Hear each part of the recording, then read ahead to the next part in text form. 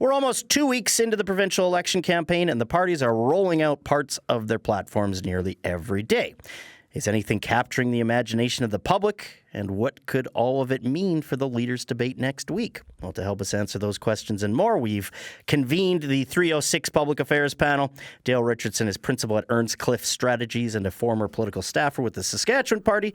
Jack Saddleback is a professional speaker who formerly ran for a federal NDP nomination, and Jack is also a regional organizer with the Society of Queer Momentum. Hey, Jack.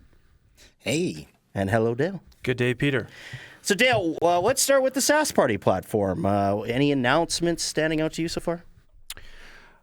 I think what has stood out to me so far is the consistency from Scott Moe and the SAS Party. They came out of the gates, I think, every day except for today, where they focused on crime and safety.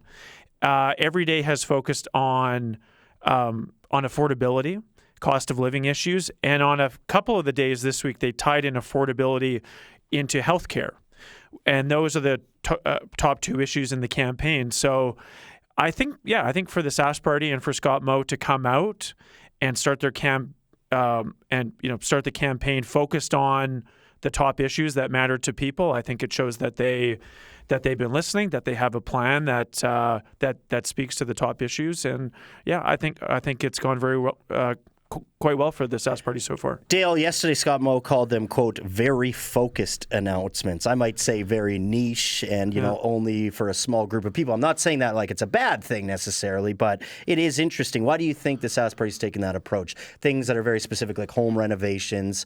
What were some other things that we saw? Now I'm drawing a blank, obviously. I mean, that one I think speaks to more people than maybe we would think. I mean, their first campaign announcement was reducing income taxes, which was the biggest income tax cut since 2008, or it could be if they're reelected.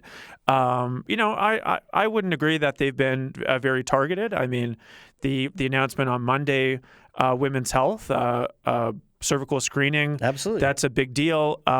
Fertilization treatment for women and families that couples. Disabilities was another one. Yeah, exactly. So I mean, I think that they're important. I just don't agree with targeted investments. I think that these changes or these promises that they can help a lot of people. Jack, why do you think the NDP has been going so hard on healthcare? Well, first off, it is election season. I love this particular energy that's in the air as folks are, I suppose, seeing this as essentially our little Super Bowl here in our province. Now, when we're looking at the NDP and them going so hard on healthcare, well, healthcare itself is universal here in our province. Everyone's going to get sick at some point in time. Everyone's going to have to see their doctor or be interacting with the healthcare system whenever they need to, which includes every single one of us. That being said, the NDP, I think, has a lot of opportunity right now to be able to address the systemic actions that have taken place over these 17 years of this current government that have led us into such a challenging time for the healthcare system. We got overcrowding. We have individuals not being able to get specialist care. We have individuals having to wait so long just to be able to actually see a doctor. And some folks actually don't even have their own family doctors. So the NDP has a lot to be able to capitalize on this and being able to bring that universal experience we're all having to deal with to a very tangible, real plan for folks to jump in on. Jack, and I do want to jump in on that. Do you think they've done enough to say what they're actually going to do about it? Well, as any other election happens, we all get breadcrumbs, and like Hansel and Gretel, we have to pick them up as the party kind of lays them out. And needless to say, they have been able to drop some interesting breadcrumbs here when it comes to looking at how to implement this. So the NDP is looking at hiring more full-time staff, and that's across the province here. They're looking at the Saskatoon City Hospital and the emergency room that runs, I believe, until about 8 p.m. every night. And you look at the other emergency rooms in our city, they're already over capacity. We have people in beds, in hallways. Why do we have this emergency room that can also be opened at a later hour or potentially 24/7, depending if this plan is able to go through? And hire more staff. We have people that want to work in our province. We have people that want to be able to be a part of the Saskatchewan community that work in healthcare.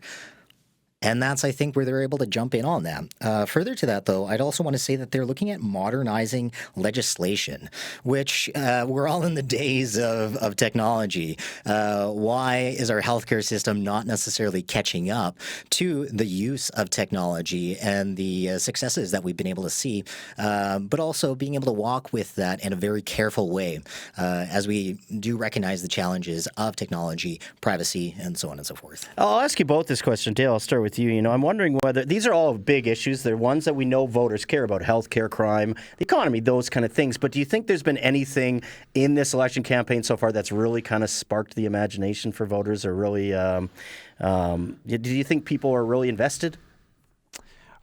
I think what your question is some people think it's a bit dull so far. I would agree. No, I think you're right, Peter, and I think that's a problem for the NDP.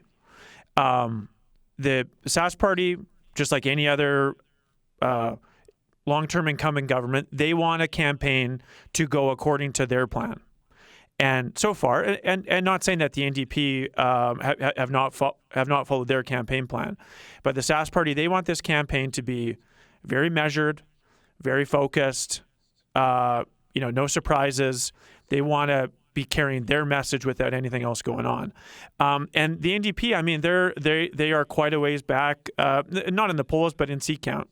So they have a bigger hill to climb. So I think maybe some people were expecting more from the NDP in terms of, I guess, announcements or fireworks, something that makes the public notice, as you're pointing out, because you're right. It's been pretty quiet so far.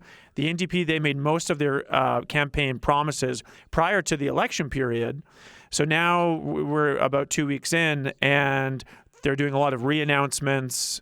Today, they seem to have had a campaign rally, which to me was sort of a closing argument, but they're making it 17 days out before Election Day, which I thought was interesting. So, no, I think it's been quiet, and that's good for the SAS Party. Jack, what do you think? Dale did just mention the bit of the rally today. We have seen protests and other rallies for things like healthcare. Just what are your thoughts on, how much it's sparked the public's imagination so far?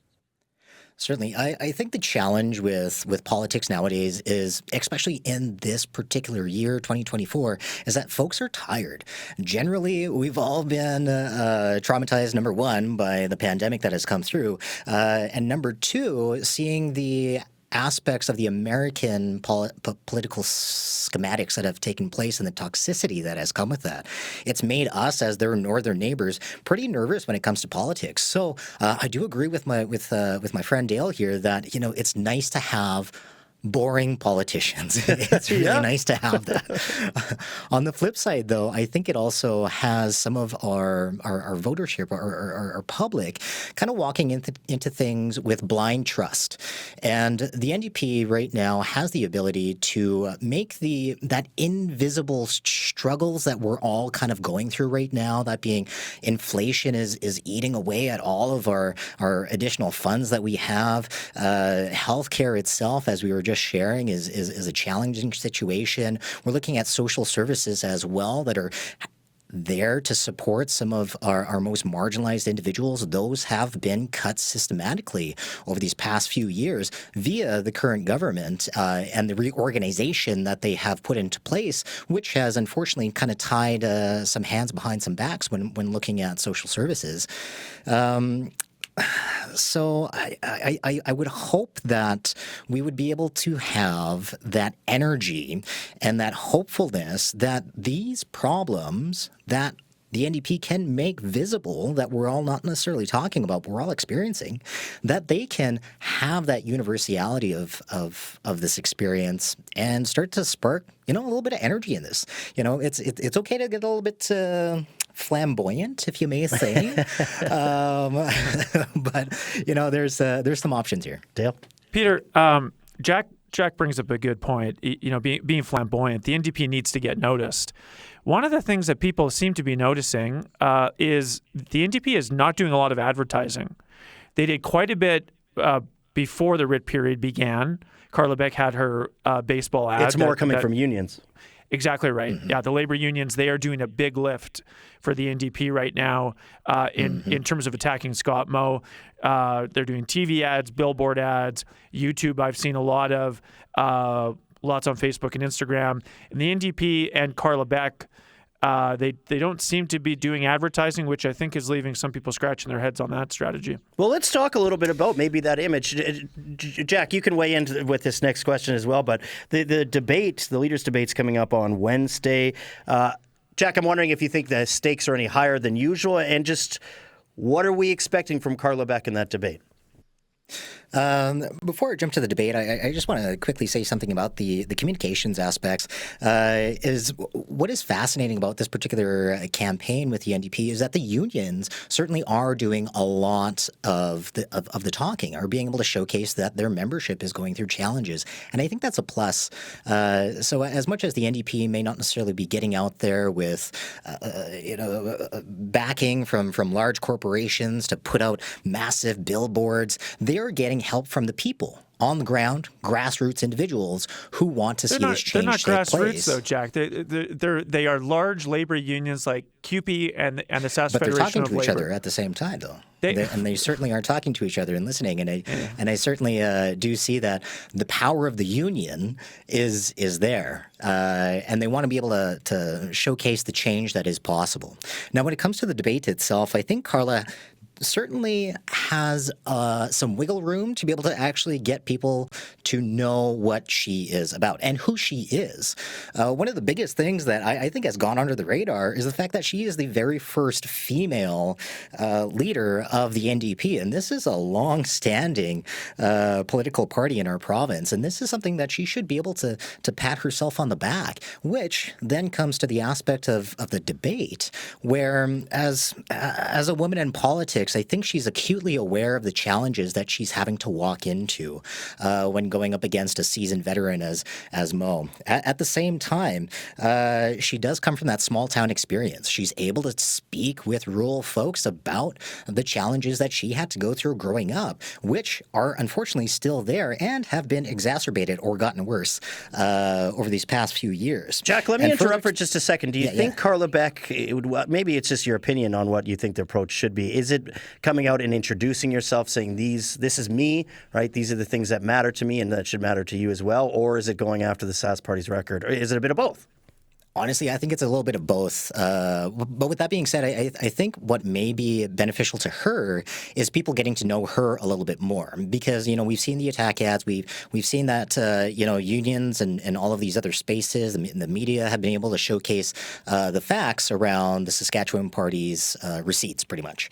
But we haven't been able to hear from Carla herself. We haven't been able to hear about her experience, her, I suppose, worldview on things, which certainly does play into part about how she will be governing, I suppose, if she's elected, which is fascinating because she also comes with a sociology background, and I'm biased here. I knew you'd be excited as a sociology major. But she also comes with a social work background, which I think is huge when we're looking at the challenges that are in place in our province. As we were saying, rising crime, the social programs that have been reorganized over these past few years that have put people into challenging spaces. She has a long, extensive history when it comes to experience within healthcare, which will bode itself well now that we have a senator in the Canadian government who is here in Saskatoon and also has an extensive experience in healthcare. Being able to work with that individual is going to be great, I think, not only for healthcare but also for our province. Dale, what's Scott Moe's strategy? What does he need to get out of this debate? He needs to come out of it cleanly, for sure, first and foremost. That's job number one. I think he needs to remind people of what's happened in the province in the last number of years. Obviously, the good news in terms of that, but also, and I mentioned this a couple of weeks back, I think this is where we might see Scott Moe and his lighter side. I think a lot of people know Scott for being a strong leader and standing up to the feds and doing his thing, but he's a person, and I think it would be good to. Well, that's good what to I was show that wondering, off. if we see the Scott Moe that we see in question period, or we see the one in the field in a commercial ad. Yeah, no, exactly. I think that's what they hope, right? I mean, he'll be tight on the messaging. He'll be tight on what they're promising in this campaign.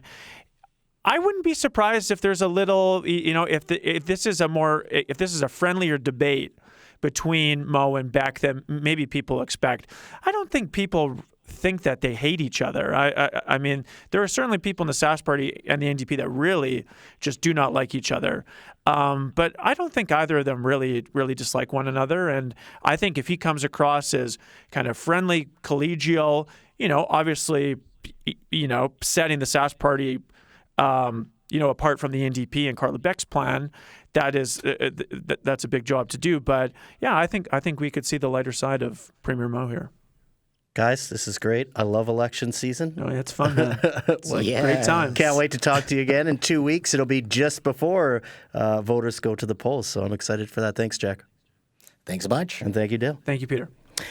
Jack Saddleback and Dale Richardson make up our public affairs panel here on the 306. Do you have any thoughts on what you just heard? You can email the 306 at cbc.ca or give us a call on Talkback, 1-800-661-7540. Again, email the 306 at cbc.ca or give us a call on Talkback, 1-800-661-7540.